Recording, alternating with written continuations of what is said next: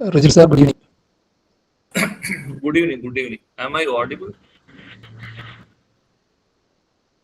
Hello. Hello. Am I audible again? Yes, sir, audible, audible. Hello. Okay. Okay. Hello. Again. Yeah, yes, sir, you are audible, audible. Okay. Okay. So, sir, shall we start?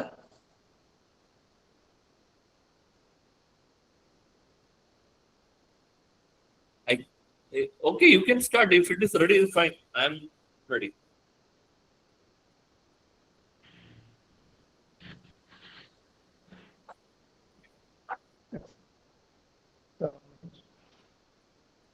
Hello.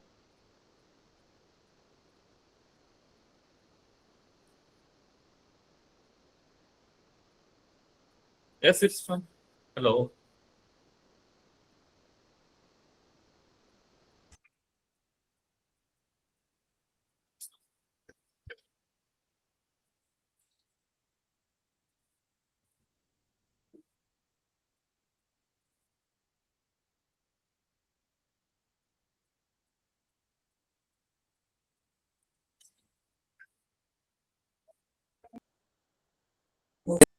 Professor in the Department of Electrical Engineering at the National Institute of Technology, Calicut. He completed his doctoral program from the Center of Electronics Design and Technology, IAC Bangalore, with specialization in power electronics and drives. Professor Rijil Ramchand has an impressive research profile with extensive journal and international conference publication and has successfully guided several PhD and MTech scholars. He has also been involved in sponsored research and consultancy projects in the area of motor drives and power electronics. With over 2 decades of academic experience at NIT Calicut, we are delighted to have him as the resource person for this FDP session. So, on behalf of FDP coordinators and AAA Department GCE Kannur, I welcome Dr. Rijil Ramchand for the session. Welcome, sir, and over to you, sir. Thank you. Thank you very much.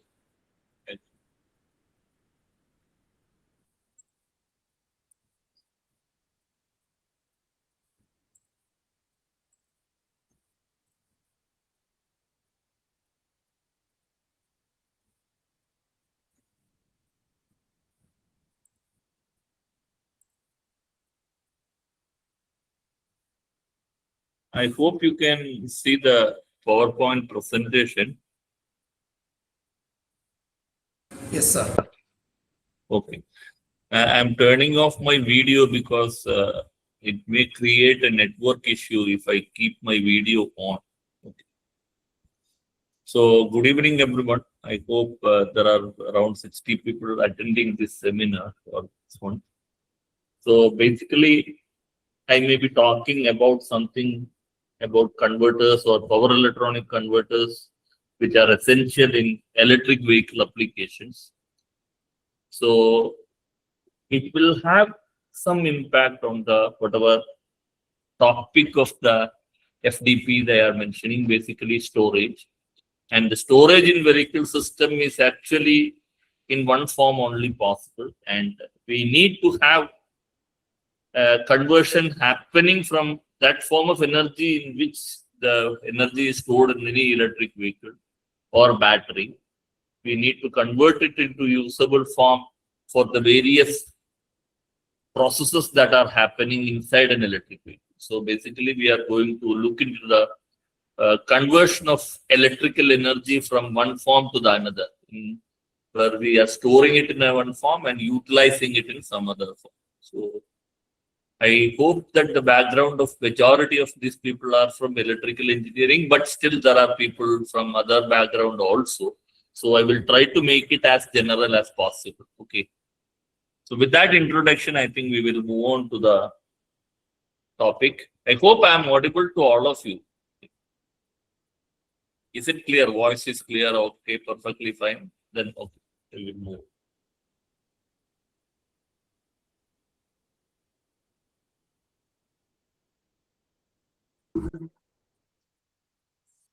Yes, there is. Okay. I hope you can see the laser pointer also in my screen. Okay.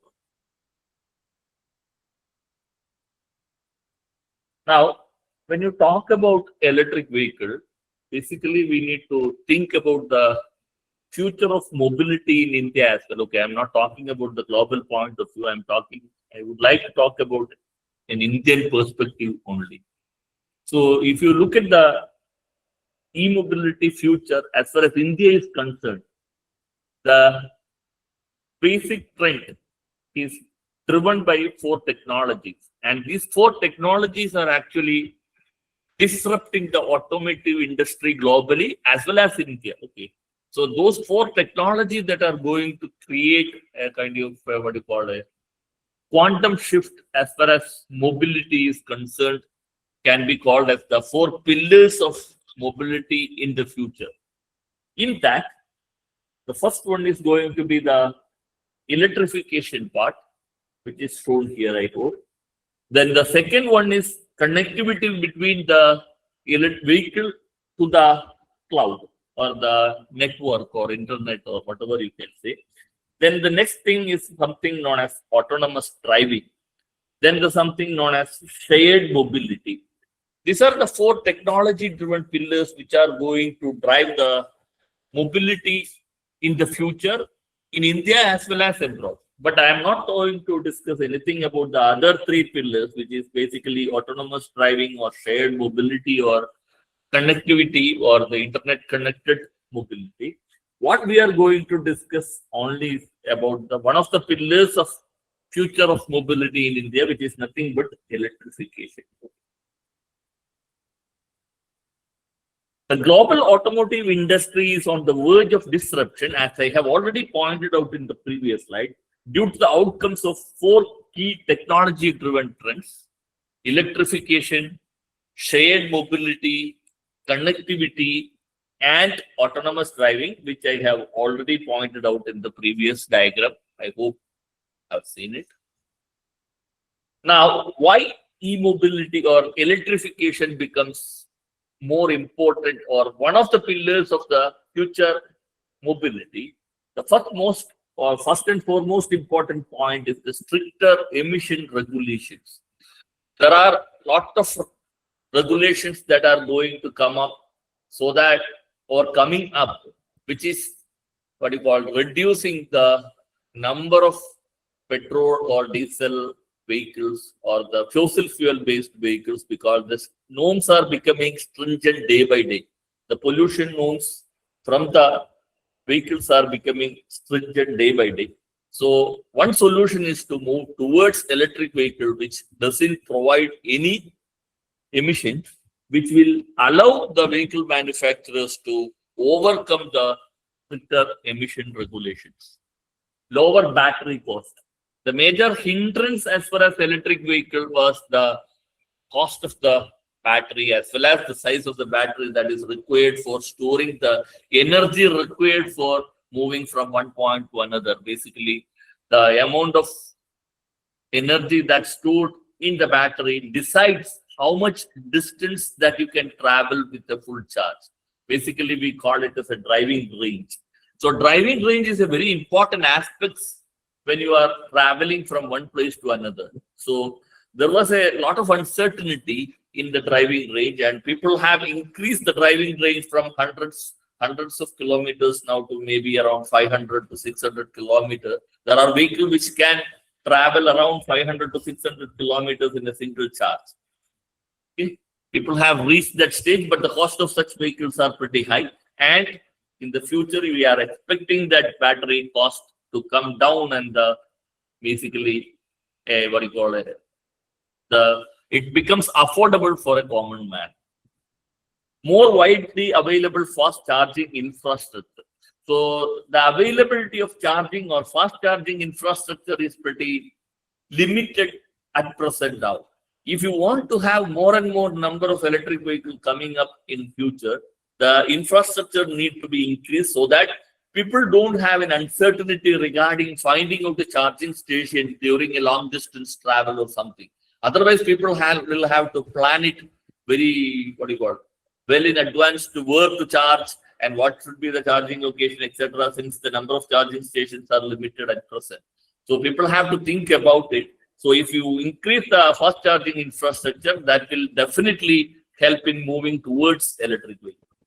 Increasing consumer acceptance. That is the other thing that I have mentioned. People doesn't want to take uncertainty while traveling. Yeah, I hope it's audible, right? I heard some voice in between. Is there any problem? Is it fine? Okay.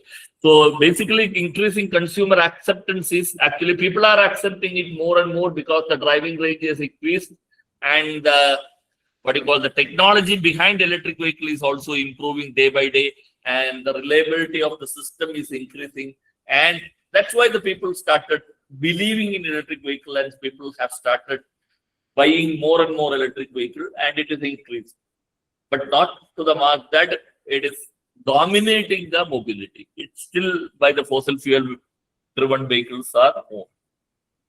Better total cost of ownership will create new and strong momentum for the adoption of EVs in the year. Basically, people should have value for money. When you are spending some money, you need to get the value for it. Right now, if you look at the cost of an electric vehicle, which is almost the double of that of a, what you call a normal fossil fuel based vehicle or something. So basically, you need to have that the total cost of ownership to be improved so that people will opt for it. Now, when it comes to electrification, the expectation is that by 2030, the share of EVs could range from 40 to 50% of the new vehicle sales. It may be around 10 to 15% at present. In the next 5 years, it should be doubled. That is why it will become 40 to 50%. 40 to 50% of vehicle coming out in a year, if it is electric vehicle, then the pollution also will be gradually coming down. It will have a, what you call a bigger impact as far as the environment is concerned. That is the kind of target people are setting. So adoption rates could be the highest in developed dense cities with strict emission regulations and higher consumer incentives, tax breaks, special parking, driving privileges, discounted electricity, etc. So basically, the adoption to electric vehicle or e-vehicle is going to be more in a developed dense cities where the norms for emissions are going to be very strict, and where the government will be able to provide with higher consumer incentives like reduced taxes, special parking, driving, etc., etc. So basically, it is going to be more in what you call the metropolitan cities initially. Penetration may be slower in small towns and rural areas with less charging infrastructure and a higher dependence on driving range. So that is going to be always a bigger challenge. So continuous improvements in battery and charging technology could minimize such local differences, and EVs are expected to gain more market share from conventional vehicles. So basically, the conventional continuous improvements that are happening in the battery as well as charging technology could minimize such local differences. Basically, the increase in driving range. So the less charging infrastructure will not be an impact, etc., etc. These are some of the statistics that you can see. So 2 million barrels of oil demand per day that EV could replace globally by 2025 to 2030. 200 new OV model launches announced till 2019. Reduction in charging time from 6 to 9 hours to 1 to 1.5 and approximately in the last 3 years. Period in which a battery electric vehicle can break even with a hatchback is 6 to 7 years at present. Raised into this EV startup, a lot of investment happened in EV startups. Electric vehicle share in the global vehicle sales by 2030 in a breakthrough scenario, 50%. Running cost of an ICE engine compared to BEV 4 to 10 times more. Additional power demand on the grid, even with 30% EV participation. That is another important aspect. How it is going to impact the electricity grid. It is 3 to 4% of additional energy requirement from the grid, assuming that the 30% of battery vehicle, 30% of the mobility is taken by the electric vehicle. This is a kind of an analysis kind of thing. Now we will look inside a electric vehicle. So the electric vehicle can be classified into two actually. Maybe a completely electric vehicle and what do you call it as a battery electric vehicle. We call it as a BEV.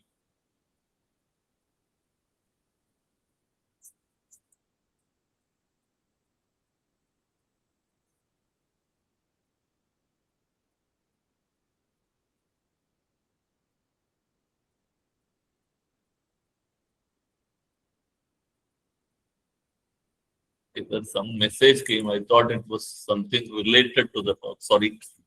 Okay, so basically you can classify into a battery electric vehicle and the other one is hybrid electric vehicle, HEV. So we will start with the HEV. Hybrid electric vehicle, as the name suggests, it is a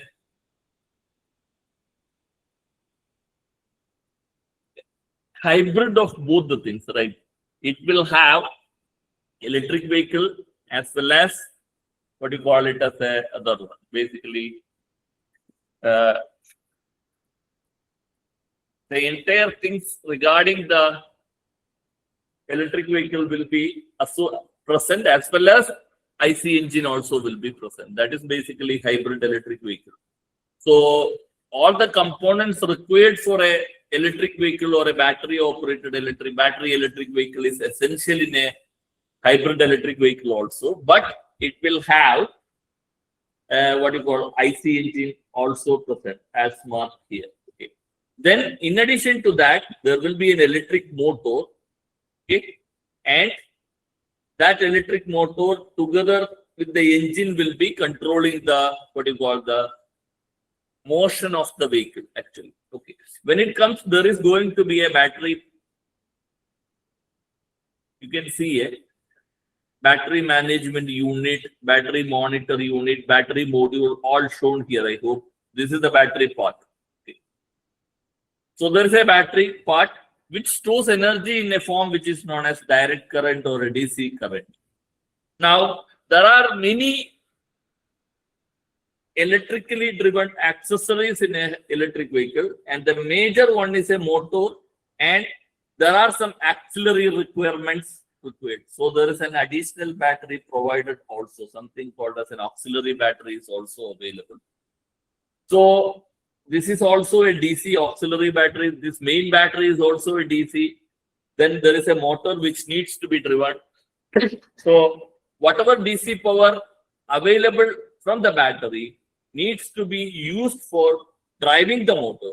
So there should be a what you call that matching between the source available with you, which is a battery, and the motor.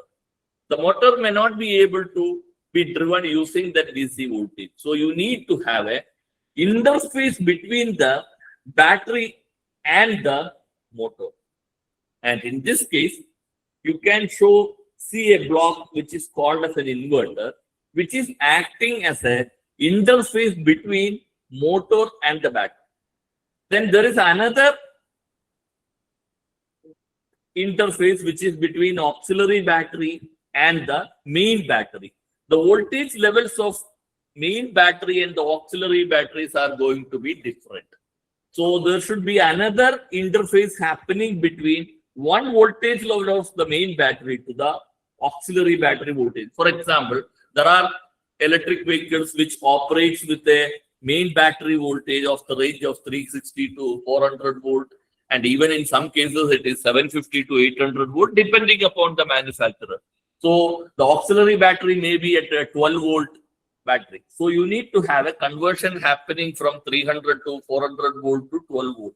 So there needs to be an interface that is connected, and in this case it is shown as a DC-DC converter. So basically the voltage levels or the nature of the voltage needs to be changed from DC to AC or DC to DC at different voltage levels inside a electric vehicle itself. So there are different conversions of voltage levels and voltage waveforms required in any electric vehicle, including hybrid electric vehicle.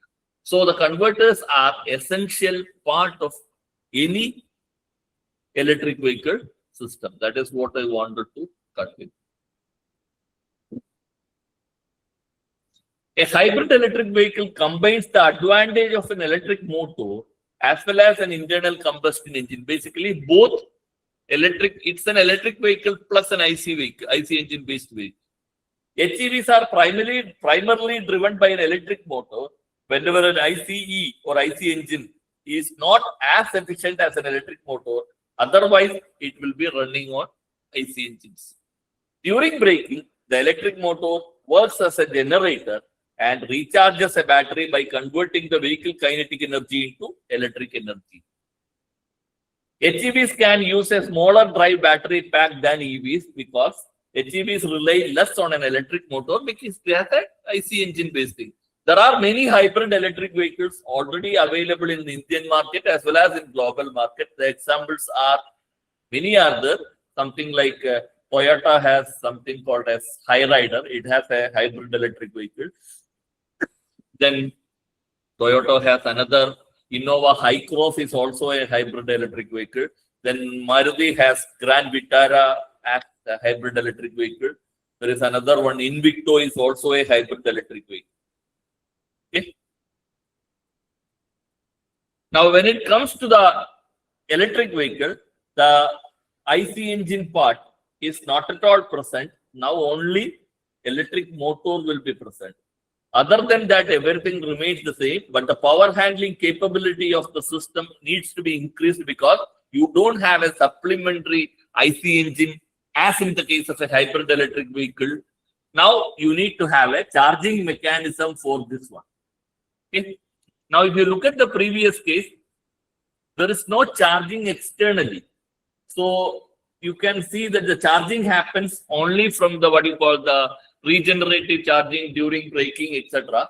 Now, in hybrid electric vehicle, you can introduce external charging. Then it becomes something called as a PHEV or plug-in hybrid electric vehicles, which are not at all popular at present. Plug-in hybrid electric vehicles are not at all popular right now. It may come up later on.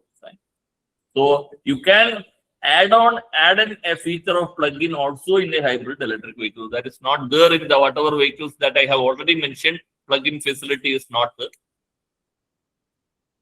Now here, in the case of pure electric vehicle or battery BEV or EV, you will have only motor. There is no IC engine present. So you need to have a converter which provides the interface between the battery and the motor, and you need to have another converter which provides the interface between battery and an auxiliary battery which is at a lower voltage level. So the charging can be from the household or from the charging station. Both are slightly different because the charging station is going to be a fast charging. This is going to be a slow charging. This requires maybe 7 to 8 hours, maybe this may be 1.5 to 2 hours or etc. or even less than 1 hour or etc. depending upon the infrastructure and the charging facility. There is a fast charger thing. This is what is happening inside a battery. But I think I may not be concentrating much on this.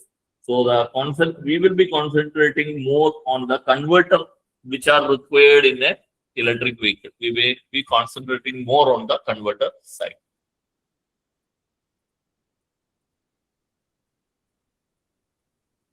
So an electric vehicle uses an electric motor or motors for propulsion in lieu of internal combustion engine. EVs do not use fossil fuel. Instead, they are 100% powered by electrical energy stored in onboard battery packs. During braking, the electric motor works as a generator and recharges the battery by converting the vehicle kinetic energy into electric energy. There are two types of drivetrain designs. One in which an electric motor simply replaces an internal combustion engine. That is what we have shown just now.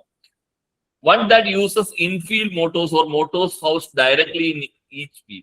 So in one case, instead of engine, you replace a motor and that motor will be controlling all the 4 wheels. But you can also have a condition in which each wheel is independently controlled by the motor, but the synchronization is an important aspect. So basically, we need to have a comparison between electric vehicle and a fossil fuel based vehicle. So no exhaust gases, no emissions from the tailpipe. There are greenhouse gases and pollution happening from any fossil fuel based vehicle. Utility company, basically electricity utility in the case of state electricity boards or whatever. In this case, it is basically decided by the OPEC. So the range is 100 plus or minus, depending upon 300 plus mile range, depending upon the vehicle. Okay, it all depends on the fuel tank capacity. Hours to recharge, that is takes a time. Okay, maybe 45 minutes or 40. This is less than 5 minutes to refuel. That is very good. So the cost is written in cents per mile because it is a foreign slide. So you can see almost 6 times more for 1 mile. It's a kind of thing. So the cost effectiveness is running cost is pretty low compared to that of a fossil fuel based system. But you have to think about the initial cost that you have to pay. Initial cost at present is going to be much higher than that of a petrol engine based vehicle. So you need to have an analysis carried out depending upon basically the usage that you have, how many kilometers per day you are going to use an electric vehicle or a vehicle, and you can have a cost comparison, and whatever amount that you are paying in advance for an electric vehicle, you need to calculate how many years it will take to basically to break even. And if it is happening in 1 or 2 years, it's perfectly fine. You can go for an electric vehicle. If it takes 5-6 years, you have to think about a bit more, because 5-6 years you will have to think about the replacement of the battery itself, because the battery life is not going to be more than 4 or 5 years, depending upon whatever way you use it. So that is another important aspect as far as EV is concerned. Whether to go for EV or not is decided based on the financial analysis that you carry out, depending upon your vehicle usage, daily usage, and how many kilometers per day, etc., etc. All those things you need to keep in mind. HEV or EV, the power electronic converters are integral part, as I have shown in the block diagrams. You can see that there are power electronic converters which are integral part of any electric vehicle system, whether it is hybrid or battery electric vehicle. Now we will spend our time on converters. Basically, the 2 types of converters which are going to be inside a electric vehicle, which are going to be DC to DC converters and inverters. Basically, the auxiliary conversion happening between auxiliary converter, main battery to auxiliary battery, and main battery to the motor using a inverter. So when you talk about conversion, so the electrical energy can be in 2 forms. I hope all of you know that. We call it as AC and DC. AC is known as alternating current or alternating current waveform. Okay, and DC is direct current. Okay, when you say DC, it is something like this. Okay, voltage is constant with respect to time. Okay, this is direct current. Now, when you look at alternating current, by definition, it is sinusoidal in nature. Okay, which will have a peak value of Vm, and it will be Vm sin omega t. Usually we specify it as V volts at 50 hertz were single phase or 3 phase, depending upon the one. Now, this V volt, if it is single phase, it is nothing but the RMS value of the sinusoidal waveform, which is nothing but Vm by root 2. And if it is 3 phase, V is nothing but, when you look at a 3 phase system, it is going to be something like this. Okay. there will be three waveforms, each separated by 120 degree apart, something like this. Okay. So it will be Vm sin omega t, Vm sin omega t minus 120 degree and omega t minus 240 degree. These are going to be the three things, VA, VB, VC. And this voltage specification is going to be the RMS value of the line to line, okay, VAB or VBC or VCA, which is going to be RMS value of this one with this peak value divided by root. Okay, fine, that is fine.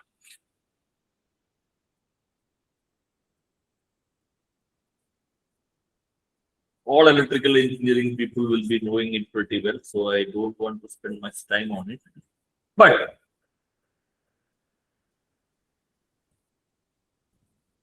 the motor that you use in an electrical vehicle is normally can be an induction motor or a BMSM or any special kind of motor. So if it is a motor, usually we need AC waveform to run it. So that's why the conversion from DC to, because the battery stores in DC form only. So the battery gets stored with the DC voltage, but the motor in a EV requires AC voltage. So the conversion from DC to AC is obtained using a converter called as inverter. So inverter is a power electronic converter which converts DC voltages into AC form. So basically, you are converting a voltage which is this one into this form. Now, I have a question. Why we defined our alternating current as sinusoidal? In this case, the conversion from a DC voltage to AC becomes very difficult because it is sinusoidal. If the AC voltage is defined as something like this square waveform, it will be very easy to do the conversion from DC to AC, right? The conversion from DC to sinusoidal is slightly difficult, but conversion from DC to square or triangular is much easier than converting it from DC to sinusoidal. Then can we define our AC voltage as square from today onwards so that the conversion process becomes easier? Why can't we do that? Why people have decided let sinusoidal be the waveform that we call alternating current? Why sinusoidal waveform as selected as AC waveform? You can unmute yourself and answer if everybody knows it. It would be better. Anybody? Because I don't like it to be a what do you call it, unidirectional. Basically, I don't want to be a diode actually. I want the power flow to happen from both the sides. So that's why I wanted to make it as interesting as possible. Anyone, can you tell me why sinusoidal? Why can't it be any other form? Yes? Anyone?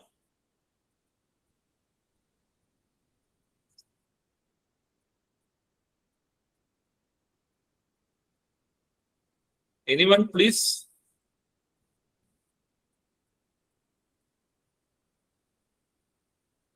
Am I audible? No response. Why sinusoidal? Why can't it be square? Why can't it be triangular? Today onwards, I am saying that, okay, we will define this, define my way, AC waveform as square, so that the inversion will be pretty easy, no? You don't need to have filters, you don't need to have PWM, you don't need to anything. Directly you can convert DC to square, pretty simple. Today onwards, let it be square. Is it fine? Is there any specific reason for selecting sinusoidal waveform as alternating current? Anyone? So we are using rotating machines to generate. Rotating machine to generate.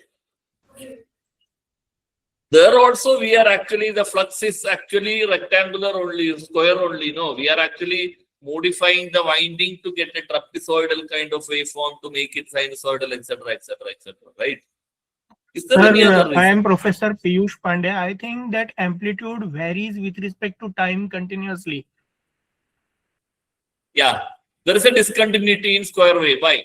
What is the That problem with VM discontinuity? must Your stand answer for is pretty good. amplitude, and that small t is time, which is Yeah, the representation of angle theta. Theta means omega t. Omega means theta by t. all these points are pretty good, but the correlation with the electrical circuit is as essential. Whatever point you said is absolutely right. There is a discontinuity in the other waveform. Okay, in square wave, there is a discontinuity. What will happen in electrical circuit if discontinuity is present in a voltage or a current wave? It's pretty simple. One point is sinusoidal is the most fundamental waveform, right? Any waveform, periodic or aperiodic, can be represented as a fundamental sine wave plus its harmonics, right?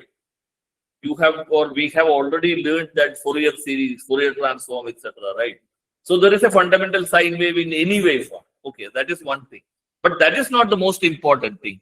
The most important thing is that electrical circuits are having three circuit elements mainly: resistors, inductors, and capacitors. Capacitors.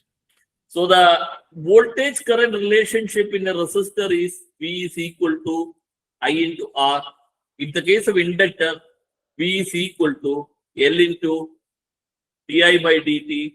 And in the case of capacitor, voltage is equal to 1 by C integral I dt. Now, in the case of resistor, there is no problem. When it comes to the inductor and capacitor, what will happen if you differentiate or integrate a sine wave? If you integrate or differentiate the sine wave, it will remain sinusoidal. Only difference is that it will become phase shifted by 90 degrees. That's why we call it as a cosine wave or anything. But it is a sine wave only. There is a phase shift happens due to this process.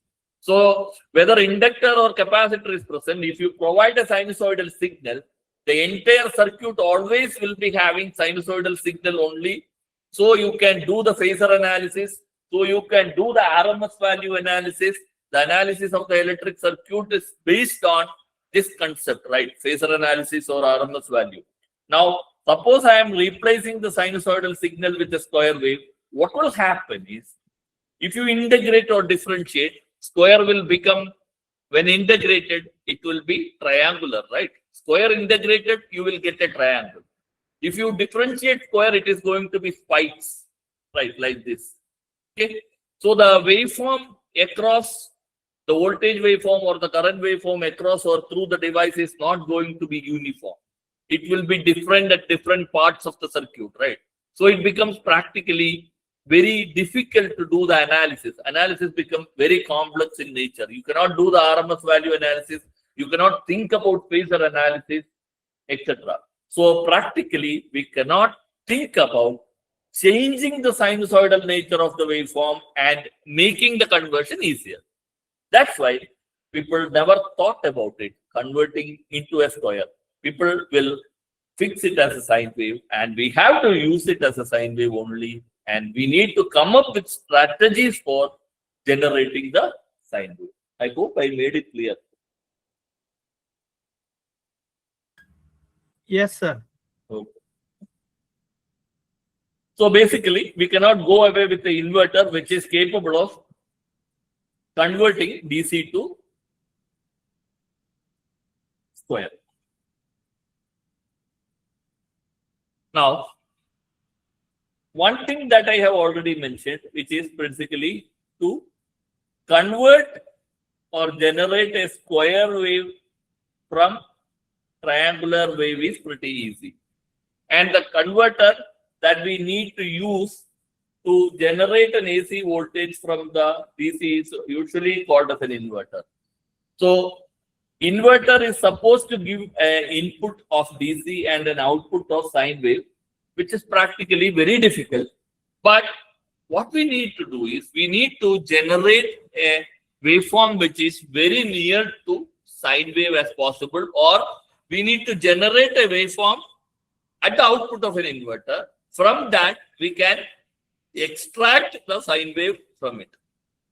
So suppose that we generate a square wave at the output of an inverter, because generating a square wave using DC voltage is easy. Now, once you generate a square wave, we already know Fourier series, right? By Fourier series, from the Fourier series, you know that there is a fundamental sine wave present in the square. So whatever be the frequency of the square, at the same frequency, you will have a sine wave. Then it will have its, what you call it as a multiples of this fundamental frequency sine waves. We call it as harmonics. So fundamental plus harmonics will be the way you can represent this square wave using Fourier series. Now, if you can extract the sine wave after generating the square, from that square, if we can extract the sine wave, that will be fine. How will you extract sine wave at a fundamental frequency? Eliminating, because the waveform square wave is represented as some Vm sine omega t, fundamental quantity, plus multiples of this one. 2 omega t plus 3 omega t, sine 2 omega t, 3, sine 3, sine 4, something like that. Okay. The even harmonics will not be present, okay, because of the characteristics. So it will be having only old harmonics. So sine 3 omega t, sine 5 omega t, sine 7 omega t, like that it will continue. But we want only sine omega t. We need to eliminate all quantities starting from sine 3 omega t, sine 7, 5, 7, 9, etc. up to infinity. All those components needs to be eliminated and take out only the sine omega t part. How will you do that? Again, we have learned as electrical engineers, we have learned the methodology for extracting only the wanted frequency and eliminating all the unwanted frequency. And that circuit, or the circuit that we design for such a purpose, is known as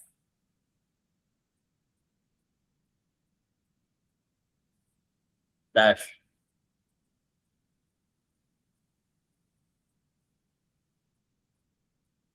Yes?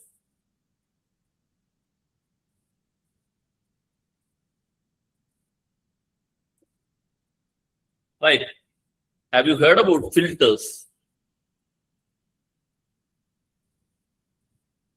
Filters can be classified into some categories, something called as low pass filter, high pass filter, and there are in between, there are some categories like band pass filter, band reject filter, then notch filter, etc., etc., etc. But for the time being, I will stick with only low pass filter. We need only low pass filter. So the characteristics of a low pass filter is something like this.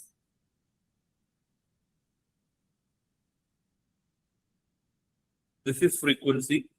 This is something called as a filter gain. Okay. So an ideal low pass filter will be having a characteristic something like this.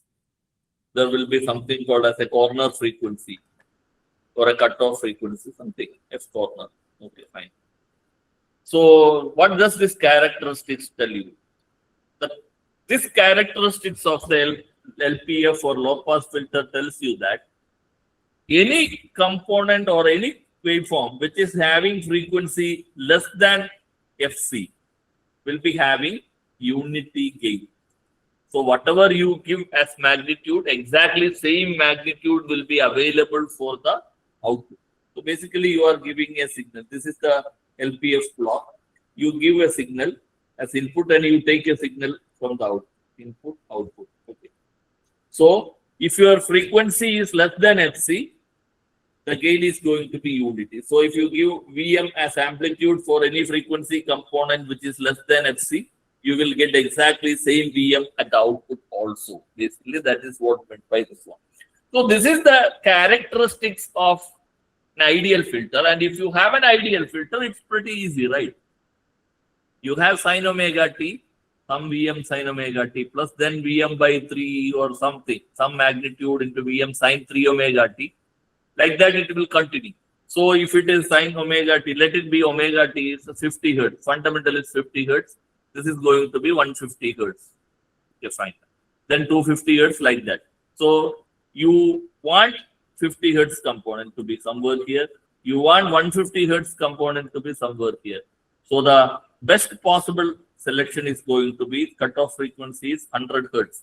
So if you select 100 hertz, 50 hertz will have unity gain, 150 hertz will have zero gain, 250, 300, any other frequency also will be having zero gain. So if you have a filter like this, it is pretty easy to extract your fundamental sine wave from the output of a inverter, which is nothing but a square wave. But this is an ideal filter characteristics. Practical filter characteristics never will be ideal. There will be a slight change in the filter characteristics. Actually, I am moving away from what I was supposed to talk anyway. It's fine. Because I am not using my slide, I am using. Okay. Is it fine? I hope I am conveying the content properly. The most difficult part in taking class is, the most difficult part in taking a class online is we don't feel the, from the direct, the participants, how they are getting. The direct class is always much better than the online thing. Okay. So, okay. So, ideal is like this, but the practical filter characteristics depends upon the order of the filter, etc., etc. And I am taking only a first order filter. If I take it, you will have something called as a minus 20 dB per decade is going to be the slope at which the gain decreases, etc. So, if your corner frequency is somewhere here, okay, fine, 100, something like this. Okay. So, corner frequency is going to be the point at which what you call it as a minus 3 dB gain, etc. Okay, fine. This is going to be the ideal, practical filter characteristics. So the 50 hertz is going to be somewhere here and 150 is going to be somewhere here. Okay. So what will happen is, you won't get the entire, you will have some attenuation for the 50 hertz component and there will be some gain for the 150 hertz component. It is practically very difficult to have a filter designed so that the entire 150 hertz and higher is eliminated and the entire 50 hertz is passed through. So that becomes practically difficult. And I hope some of you might have heard about something called as pulse width modulation techniques. Pulse width modulation techniques are used to increase the gap between fundamental frequency and the lowest order dominant harmonics. So basically, lowest order dominant harmonics. In the case of a square wave, if it is 150 hertz, using pulse width modulation techniques, you can shift it to a higher frequency. The lowest order dominant frequency can be made to be 5 kilohertz or even 10 kilohertz or 1 kilohertz, depending upon the methodology or the type of PWM that you are using. The commonly used PWM techniques or most popular are known as sinusoidal PWM and space vector PWM, in which you can select the switching frequency to be 1 kilohertz or 5 kilohertz so that the dominant harmonics will be shifted to this frequency. What is the advantage of shifting the frequency to a higher value? That helps in designing the filter in a better way.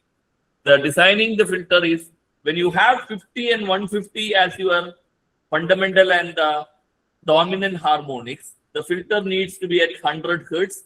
Then the attenuation 50 will be there and the entire 150 cannot be eliminated.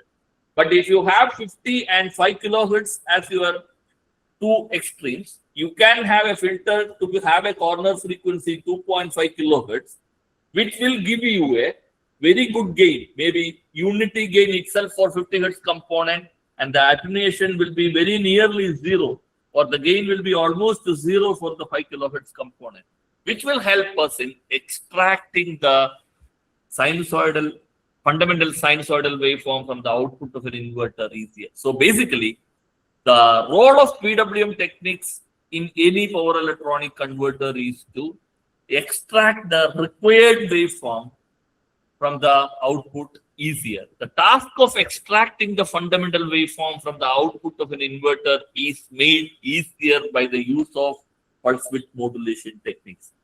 So it is not going to eliminate anything.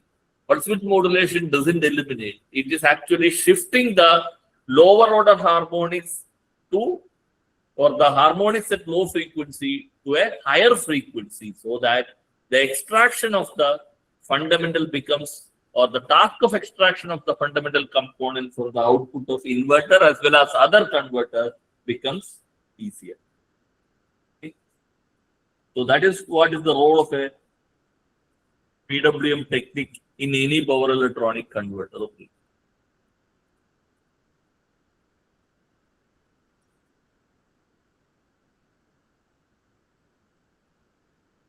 So till now we were talking about the one converter which was used for driving the motors, which is nothing but inverter. Now we will go to the other converter, which is nothing but, in that converter, there is a main DC battery, then main battery, and an auxiliary battery. So auxiliary battery is going to be at a lower voltage, DC itself. Main voltage will be at a higher voltage. So you need to have a conversion that is happening from a higher DC voltage to lower DC voltage, or vice versa, depending upon some application. So basically, you need to have a what you call magnitude change happening in DC domain. How it was done in an AC domain, the magnitude shifting, we use transformers, right? So basically, we need to come up with a DC equivalent of an AC transformer to have a DC to DC conversion. Sorry.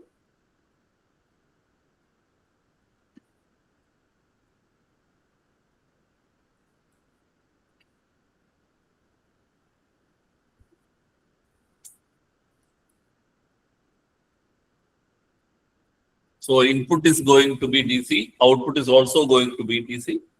The conversion can be both. V in can be greater than V out, or V out can be greater than V in. So basically, the objective is to have a 100% efficient conversion where P in is equal to P out. That basically tells you that there should not be any power loss happening in the conversion, which means that V in into I in must be equal to V out into I out. V out by V in must be equal to I in by I out. So we will start with an inefficient DC to DC conversion, which all of you might be knowing pretty simple, right? This is one way of conversion of DC voltage from one voltage level to another voltage level. For example, R2 is decided as a load. So the voltage across the R2 is going to be decided by the ratio R2 by R1 plus R2. By selecting the ratio, we can get any value between 0 volt to V in. By selecting the value, 0 is practically not possible. Okay. Any value which is less than V in can be obtained theoretically, where the efficiency of conversion is decided by this ratio R2 by R1 plus R2. Assuming that V in is 39, okay, V out is 13, the efficiency is going to be 1 by 3 because the resistor ratio needs to be 1 by 3. Basically, this needs to be 13, means this has to be 26 volt. So whatever current that will be flowing through this one will have the same current. So that case, same current in 26 volt will be actually lost. So basically, it is going to be same current I. So it is going to be 66% power will be dissipated here, only 33.333, 66.66 here. So the efficiency is going to be nearly 33% only. It's a very inefficient way of doing the DC-DC conversion. Okay.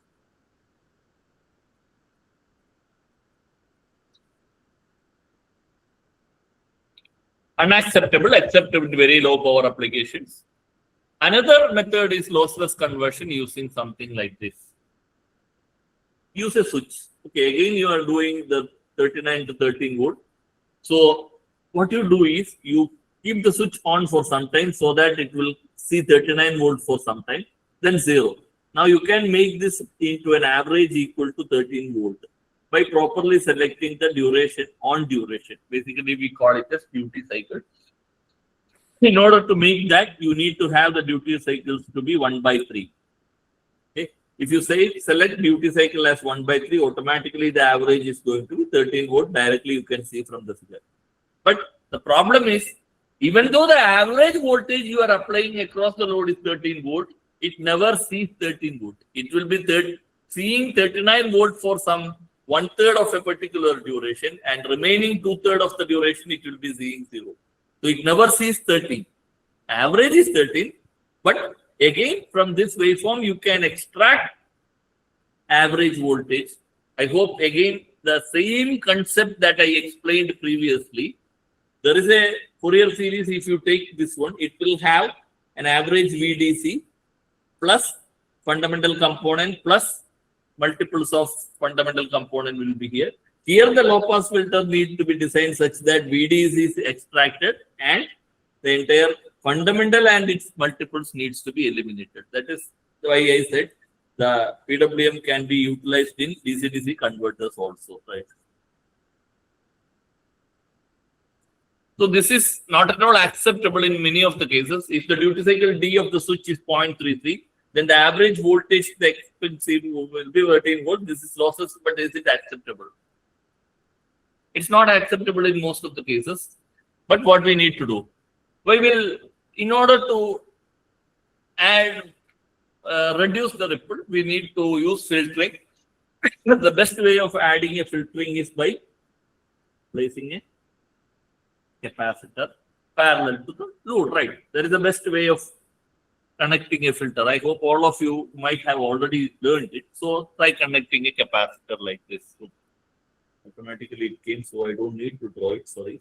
Okay, so capacitor, if you connect. Now, is there any problem in the circuit? I have connected a capacitor to reduce the ripple voltage. Basically, you can call it as what you call pulsating voltage is actually what you are applying, but you want to make it almost a constant DC. Basically, you need to use a capacitor filter. As I have already mentioned, you need a filter. So in this case, I am using a capacitor filter. So is it good enough? Is there any problem for using a capacitor? Now, if you look at it, but if the capacitor has 13 volt, now when you are turning on the switch, what is happening actually? This is 13 volt. Okay, already assume that output is 13 volt. That is an assumption. But when you close the switch, you are actually asking the capacitor voltage to change from 13 volt to 39 volt instantaneously. So what will happen? When you close the switch, if you change the voltage from 13 to 39 instantaneously, what is dV by dt? dV by dt is going to be infinite. So the current in the capacitor I is going to be C into dV by dt, which is going to be infinite. So the infinite current that is charging the capacitor will pass through the switch. The switch will burn. You can't do that. So what you need to do? You need to limit the current that will be flowing. You can't allow the current to be infinite. How will you limit the current? In order to limit the current, you need to add a current limiting inductor in the circuit. So you add an inductor now. Now since the inductor is there, the current will not go to infinity because current will slowly rise only, and the voltage from 13 to 39 will be rising in a very maybe in a time constant only. It won't instantaneously jump to 39. So the turn on process is fine. Now try adding an L to prevent the huge current spike. But now if the L has current, what will happen when you try to open the switch? Next is the switch needs to be turned on and turned off. Turn on process was problem, so with the capacitor filter added, you need connected an inductor to solve the problem. Now the problem is what will happen when you open the switch? The inductor was carrying a current, and you are asking that current I to become zero instantaneously by opening the switch. When you open the switch, you are asking the inductor current to become I to zero instantaneously to give basically you are creating a di by dt which is infinite, which will create an infinite voltage across the inductor, which will directly come across the switch itself, because this side is 39, this side it is infinite. So the entire infinite voltage will be across the switch. Again, the switch will burn. So what you need to do? You can't make the inductor current instantaneously zero. So we need to provide a path for inductor current. So you add a diode, which is called as a freewheeling diode in this circuit. So this will be the basic or the most fundamental DC to DC converter, which will give you a voltage which is going to be less than 13 volt and 39 volt. Basically, the voltage that you get at the output is always going to be in the range 0 to 39. And this converter is known as buck converter. So this is how you come up with the simplest DC-DC converter. It starts with the switch, then you are improving the voltage waveform or improving the quality of the DC. You are adding a filter. Then in order to protect that, you need to add an inductor also. Then you need to add a freewheeling diode also. That becomes something called as a buck converter. So DC-DC converter can be classified into three categories. Buck converter, which provides you with a voltage which is less than input voltage. Then you need to have another one called as a boost converter, which provides you a voltage which is going to be greater than input voltage. Now there is another converter which is buck boost converter, which is capable of providing both voltage greater than input as well as less than. So these are the three categories of basic DC to DC converter. There are different configurations other than this, and this comes under a category called as non-isolated DC-DC converters. Okay. Non-isolated DC-DC converters are the most basic DC-DC converters, and it can be classified into three categories: buck converters, buck boost converters, and boost converters. There is another category of DC-DC converters which is called as isolated DC-DC converters, and different other categories, but which is beyond scope as far as this talk is concerned. So we will discuss about buck converter a bit in detail, and we will move on to the inverter once again, if time permits.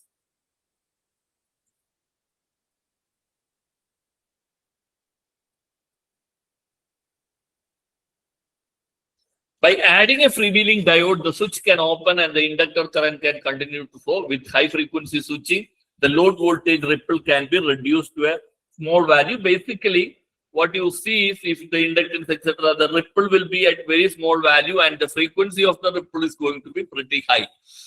Because the switching is going to be at a higher frequency, you can easily filter out it. And the filter is done by the capacitor and inductor together actually. So you will see that the almost straight line and the ripple can be controlled by designing the magnitude, that we will see something like this. So in this case, capacitor and inductor are lossless. Ideally, diode is also very less loss. So basically, the efficiency of conversion is going to be almost 98 to 99 or nearly 100%, because the losses in the switch, diode, inductor, and capacitor will be ideally lossless, but there will be some losses happening in these devices also. This I will skip actually.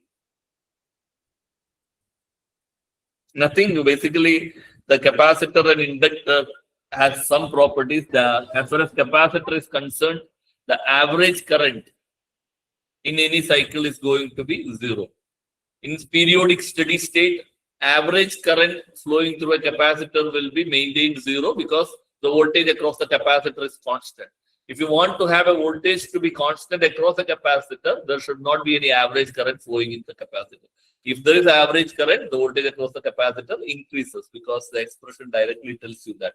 So in periodic steady state, the average current flowing in a capacitor will be 0. The average current through a capacitor operating in periodic steady state is always 0. Exactly what you call the analogous in inductor is going to be the average voltage across an inductor operating in periodic steady state will be 0. So average voltage across an inductor which is operating in periodic steady state will be 0. These are two things. Now, if you look at the buck converter, I am trying to design, assume large C so that output has very low ripple, fine. Since V out has very low ripple, then assume I out has a very low ripple. Okay, fine. Because a load to be, I am assuming the load to be resistive. So whatever ripple in the output voltage only will be reflected in the output current. What do we learn from inductor voltage and capacitor current in average sense? We know that the average inductor voltage is 0 and average capacitor current is 0. Both the things are no. So if you do that, what will happen is average current through the inductor capacitor is 0. So the entire average current will be flowing through the inductor. Whatever average current is flowing, that will be through the inductor. And average voltage is 0 means that the inductor doesn't have any average count. Whatever average voltage, whatever capacitor voltage will be the output voltage itself. Now, if you close the switch, this is going to be the thing. When the switch is closed, diode is reverse biased, so the diode won't conduct. So the voltage across the inductor is going to be V out, and this side it is V out, and this side it is going to be V in. So the voltage is going to be V in minus V out with this polarity. There will be a current, inductor current happening. There will be an output current, and the capacitor current is going to be IL minus output. That is inductor current minus the load current. Okay, fine. So VL is going to be L into DIL by dt. VL is equal to V in minus V out. V in minus V out is equal to L into D by dt of inductor current, which gives the rate of change of inductor current to be V in minus V out by L, where V in is the input voltage and V out is the output voltage. We have already neglected the value, so it is going to be correct. During the on period or the dt seconds, you will get an expression for rate of change of inductor current, V in minus V out by L. And normally in buck converter, V in is greater than V out, so it is going to be positive slope. So the current during the on period will be having an increasing slope, that is positive slope. Okay.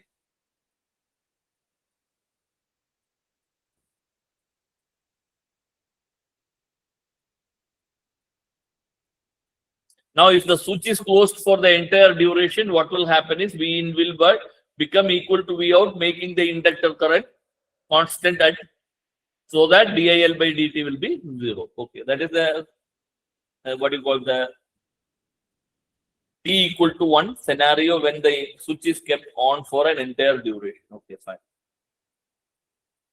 Now, when the switch is open, what will happen? The diode current IL continue to flow.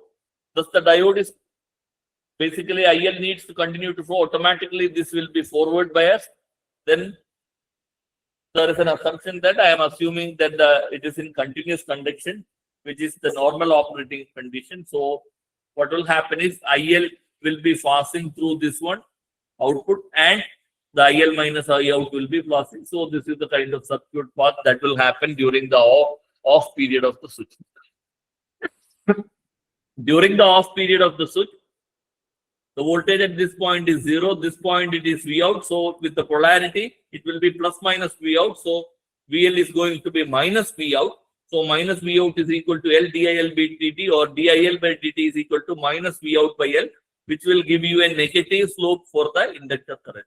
It was increasing during the on period and it will decrease during the off period. That is what is going to happen in a buck converter scenario.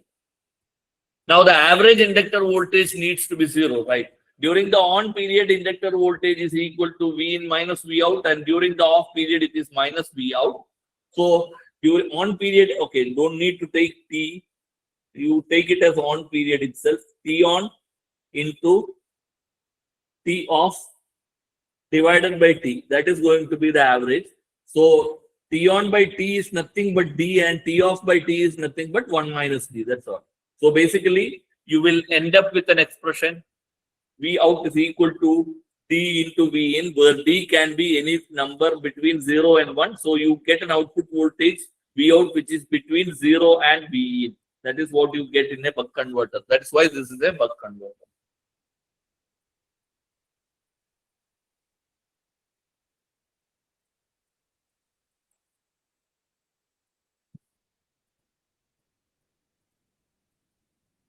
For power balance, if you assume the losses to be negligible, you can write it as V in I in is equal to V out I out. So I out is going to be I in by D.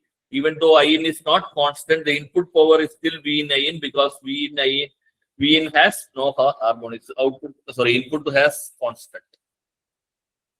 Now the inductor current, if you look at during the on period, it has a positive slope, and during the negative half cycle, it will have a negative slope during the off period. Now, we call it as periodic steady state if this current Imin and this Imin current are same, and this Imax and this Imax are same, then we will call it as periodic steady state.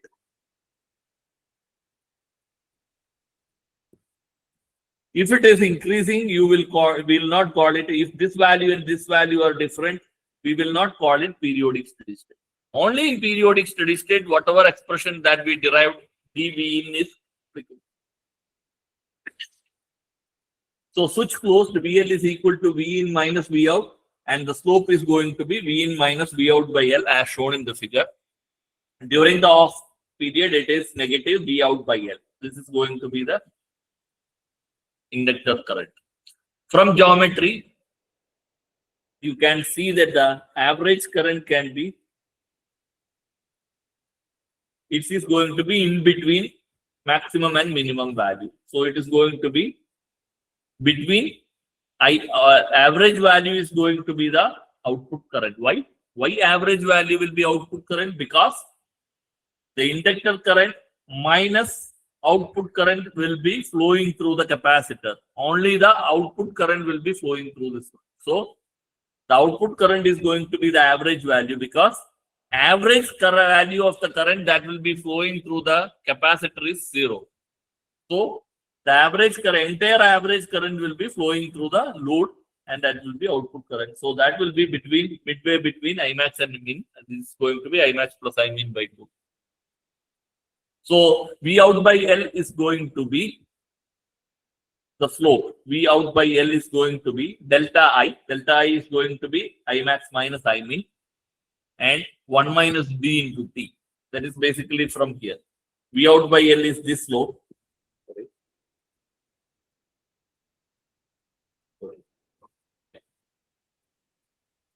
Yeah.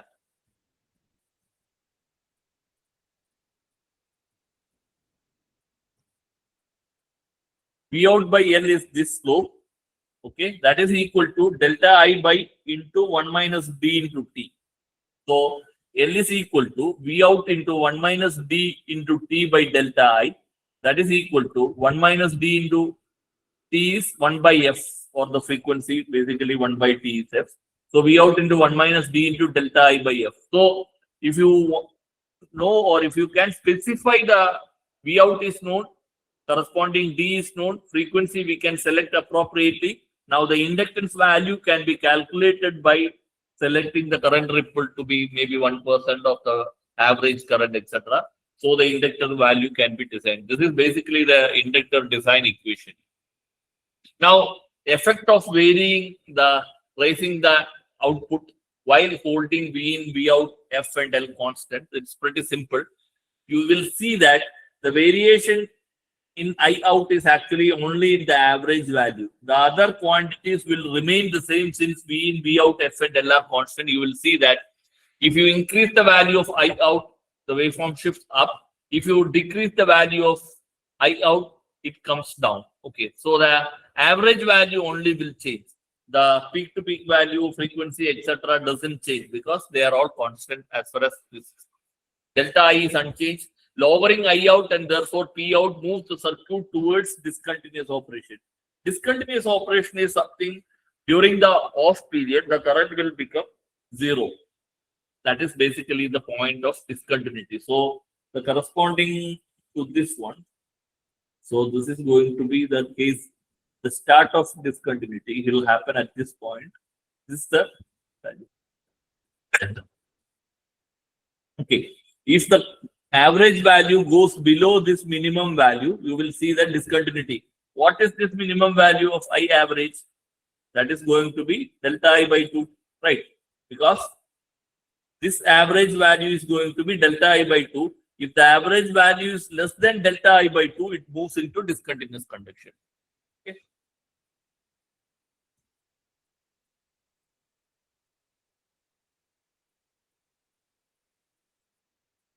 Now, what will happen if you change the frequency by keeping the other parameters constant?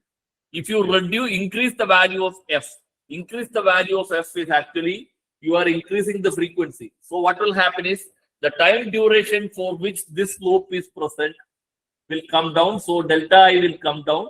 You can see that average remains the same. Average is same, but the delta I coming will be decreased if you increase the frequency. Now, if you decrease the frequency, what will happen? If you decrease the frequency, again, the average will remain the same, but the delta I will increase. Okay. So if the frequency is more, delta I will be less. The frequency is less, delta I. Slope of IL are unchanged. Lowering F increases delta IN, moves the circuit towards again discontinuous conduction. Then what will happen if you change the value of inductance? If you increase the value of inductor, what will happen is the slope will come down because it is V by L, or the voltage VL by L. So the L is more, the slope will be less. So delta I will come down. If you reduce the value of L, the slope will increase and delta I also will increase. Lowering L increases delta I and moves the circuit towards discontinuous operation. Okay. Anyway, I think the time is pretty limited. Otherwise, I would have given the inductor current rating, how to design the current rating of an inductor, etc. I think we will skip these things. Leave it. Okay, now we will move to the inverter part. At least some points regarding the inverter will be discussed. Basically, inverters are static power converters that converts DC voltages and currents to AC waveforms, and are usually, you give a constant DC, what you get in the output is going to be a AC, which is variable in phase, frequency, and amplitude, and depending upon the application, okay, whatever it is. Usually that is achieved through a control called as a modulation, which I have already mentioned. So this conversion is achieved by the proper control, better known as modulation of the static power switches that interconnect the DC source to the AC load using the different configurations or conduction states that provided by the switch arrangements. We call it as topology.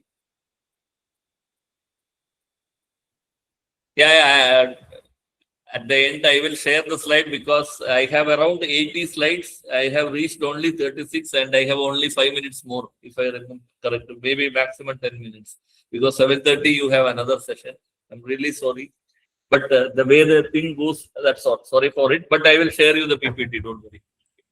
So the variable AC is having variable magnitude, variable frequency, and variable phase. Inverters convert DC voltage to variable magnitude, variable frequency, AC voltage, ideally purely sinusoidal. Yeah.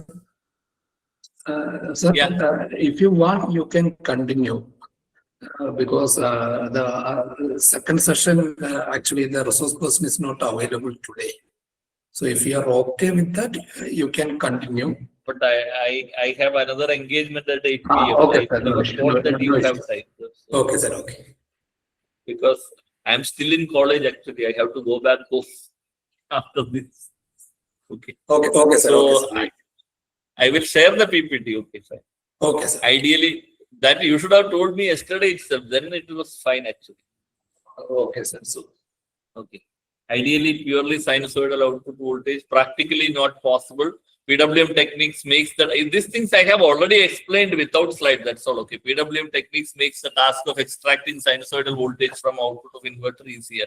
These things I have already explained, but we reached the PPT now only. Okay. So the conversion inverters can be classified into two types depending upon the source. It can be a current source inverter or a voltage source inverter. It can be PWM current source or load commutated current source inverter. The voltage source inverter can be classified into two-level inverter or multi-level inverters depending upon the way the output voltage is going to come up. The DC source is usually composed of a rectifier followed by an energy storage or filter stage known as DC link. Okay, direct current source. You need to have a current source created. Then the load commutated inverter or a PWM inverter can be there. Single phase and three phase is also another category of classification for voltage source and current source inverters. Usually single phase and three phase VSIs are widely used in low and medium power application. Recently, VSI have also become attractive in medium voltage high power market with the advent of multi-level topologies. Otherwise, current source inverters was used in high power drives, etc. So if you look at the, I think if I start, it will be difficult. Okay, I think with that, I think I will wind up. If you have any doubts, I think we can discuss something, general things. Anybody having anything to clarify, we can discuss. And I will share the slides also. I think already 7:25. If anyone wants to discuss anything or any doubt or any clarification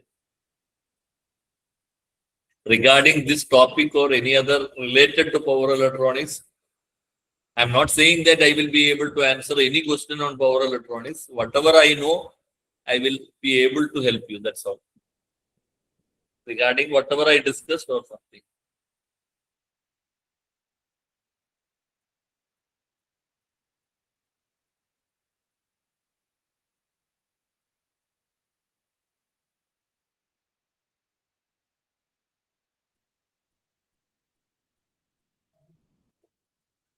Good evening, sir. Yeah, tell me. Yeah, myself Shiny. Actually, I have one doubt when we talk about the research point of view and in a reality. So, actually, in a tool level, we are talking about the inverters in the research point. In research, we are talking about very high levels, yes. But in a reality, I think we don't have that much levels of inverter is there. Okay, I think you are talking about the research and the practical thing, right? Yeah, actually, there's Okay, always that is absolutely true. The thing is that there are multi-level inverters. At present, I think a maximum 3-level is what industry has adopted. People haven't gone beyond 3-level. And 3-level inverters were introduced as early as maybe late 80s or maybe 85 during that period. But the industry started adopting it in 2015 or 2010. Okay, so you can see there is a big gap between research and practical realization. It took nearly 30 years for a 3-level inverter to be practically used in a system. So multi-level inverters may take more time, maybe another 10 years or 15 years. And the reliability of the multi-level inverters need to increase and the complexity, etc. All these things comes into play, but you need to have some application where you can think. Maybe one application is going to be in a maybe grid interface or something where you don't need to change the frequency, etc. There you can directly feed to the grid if you have a Basically, one thing that is pretty important. One more thing. I think I will take 2 minutes for it.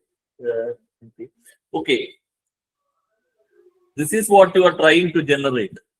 What you are doing in multi-level inverter is actually generating a waveform. Okay. Those who are familiar with generating a sine wave in a digital domain, it is actually in a digital domain, sine wave is always generated as a staircase waveform. yes. And depending upon the number of points that you select, the sine wave looks, the small step size is going to be small. What will happen? It looks like a sine wave, right? Yeah.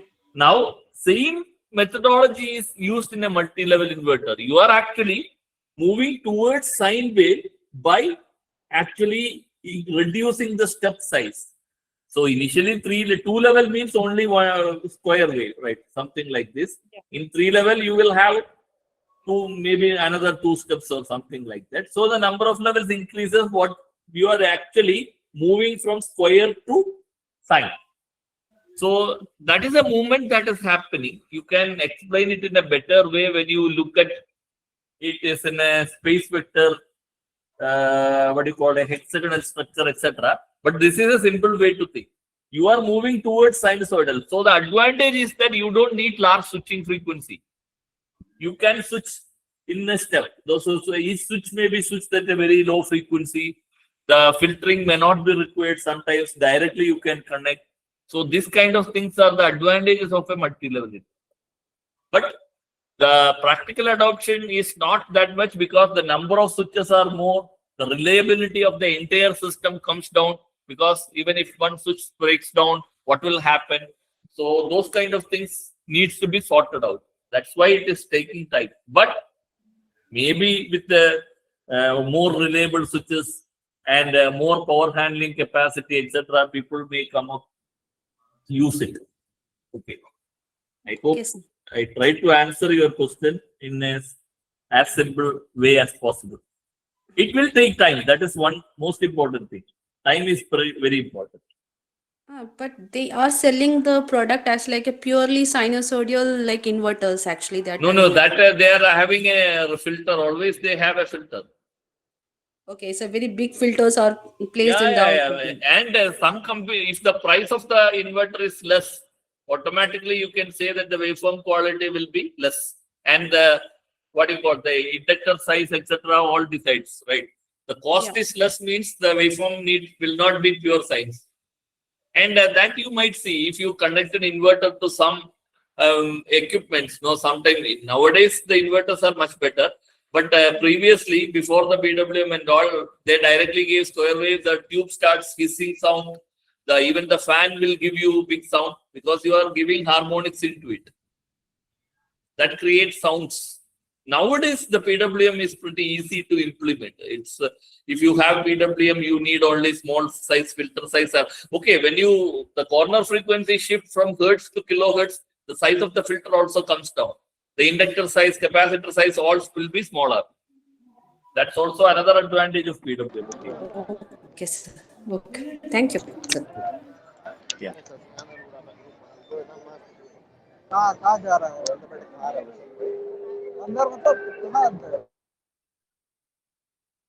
Okay, if nothing more, I think we can wind up. It's already 7:30. I thank you everyone for having a patient listening. I hope I'm able to give you some insight into the basic power converters, which maybe some of the power electronic experts are also there. They may find it pretty trivial, but those who are from other fields and having, I hope I gave some insight into the converters which are used in EVs. Thank you very much for the patient hearing. And I also thank Government Engineering College Kannur coordinators, Sugeshan and Akhil for giving me an opportunity to talk to all of you. Thank you very much. Thank you, sir. So on behalf of the organizing committee, I sincerely thank Dr. Rijil Ramchand for the insightful and engaging session. So we truly appreciate the time, effort and expertise shared with us, which have greatly enriched our understanding of the topic. Thank you for the valuable knowledge, practical insight, and for interacting with the participants so patiently. And we are grateful for your support and contribution towards making this FDP a meaningful learning experience. Thank you, sir. Thank you very much.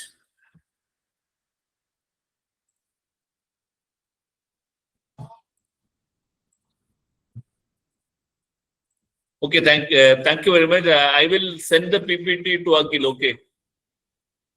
Okay, sir. Okay.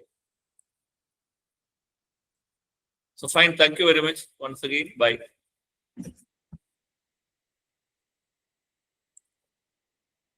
Okay, so actually, dear participants, we have planned 2 sessions today. One by Dr. Rijil Ramchand. One minute. Yeah. Akhil, there was a query in the chat box which I have seen just now only.